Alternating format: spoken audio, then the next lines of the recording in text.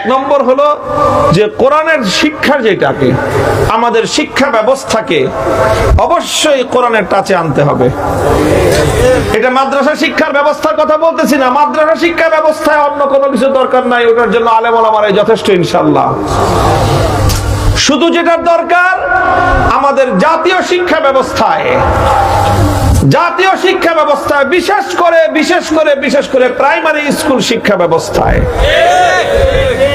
এই primary school শিক্ষা ব্যবস্থায় কোরআনের শিক্ষা অন্তর্ভুক্ত করতে হবে এবং এই কোরআনের শিক্ষা দেওয়ার জন্য বিশুদ্ধ কোরআনের তেলাওয়াতকারী শিক্ষক নিয়োগের ব্যবস্থা করতে হবে।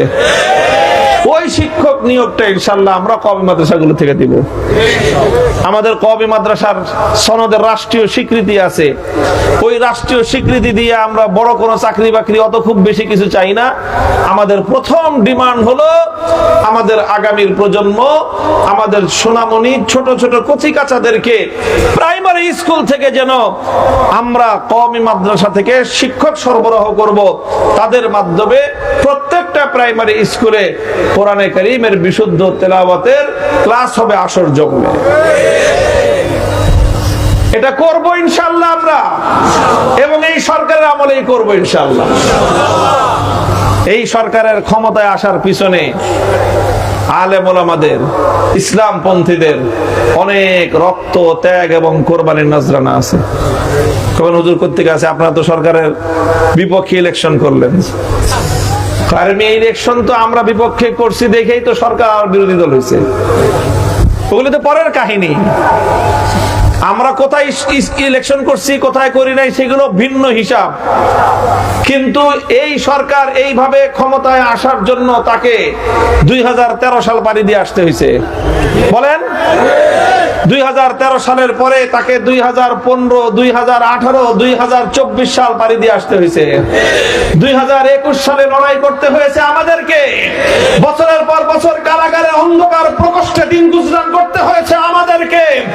জালিম শাহী স্বৈরাচারী যুগের কুখ্যাত নবী ফেরাউনের জুলুমের নির্যাতনের শিকার হতে হয়েছে আমাদেরকে। বুকের তাজা রক্ত শাপলা চত্বরে দিতে হয়েছে নবীর প্রিয় উম্মতকে। আল্লাহর পয়গম্বরের ইজ্জতের হেফাজতের জন্য শাপলা চত্বরের বীজ ধারা রক্তের বীজ ধারা আসপদ রক্তে রঞ্জিত হয়েছে আল্লাহর নবীর উম্মতকে।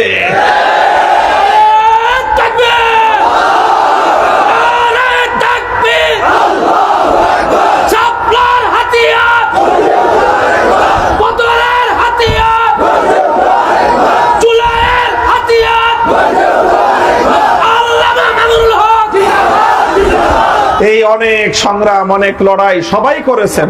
আমি কারো ত্যাগকে, কারো কোরবানিকে, কারো এখানের অংশগ্রহণকে আমি ছোট করতে চাই না।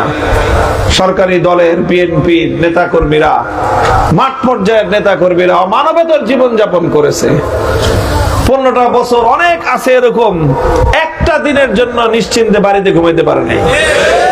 মাসের পর মাস, বছরের পর বছর ফেরারি জীবন যাপন করতে হয়েছে, আছে না?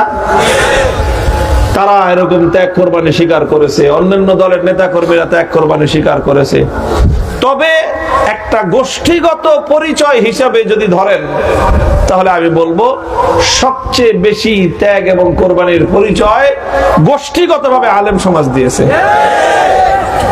স্কুলের টিচাররা এই পরিচয়ে তারা সকলে নির্যাতনের শিকার হয় নাই, হয়েছে? কলেজের টিচাররা এই পরিচয়ে সকলে নির্যাতনের শিকার হয় নাই। ইউনিভার্সিটির ছাত্ররা ইউনিভার্সিটির ছাত্র হিসেবে জুলুম নির্যাতনের শিকার হয় নাই। অন্য কোন গোষ্ঠী গোষ্ঠীগত পরিচয়ের কারণে বিগত সময়ে নিগৃহীত হয় নাই, নির্যাতন হয় নাই। কিন্তু আমরা টুপি পরার কারণে আমরা নির্যাতন এবং নিগ্রহের শিকার হয়েছি। শুধু আলেম ওলামা হওয়ার অপরাধে আমাদের হাজার হাজার মানুষরা জুলুম নির্যাতনের শিকার হয়েছে। এবং দেশটার মধ্যে 15 বছর আমরা সংখ্যালঘুদের চেয়েও আরো বেশি নিম্ন শ্রেণীর নাগরিক হিসেবে থাকতে হয়েছে। আমাদের জানমালের নিরাপত্তা ছিল না, আমাদের ইজ্জত এবং নফল নিয়ে যাচ্ছে তাই ছিনিমিনি খেলা হয়েছে। এই সব কিছু করেছি, আমাদের এর বিনিময়ে আমরা কিছুই চাই না। ক্ষমতার অংশীদারত্ব চাই না, কোনো কিছু চাই না। একটা জিনিস চাই, আমার আগামী প্রজন্ম আমার এই দেশে থাকবে, বড় হবে, ইসলাম এবং ঈমানের চেতনা শিক্ষা গ্রহণ করে এবং মুসলমানিত্বের মৌলিক পরিচয় নিয়ে তারা বড় হবে। বাস শুধু এই একটা জিনিস চাই।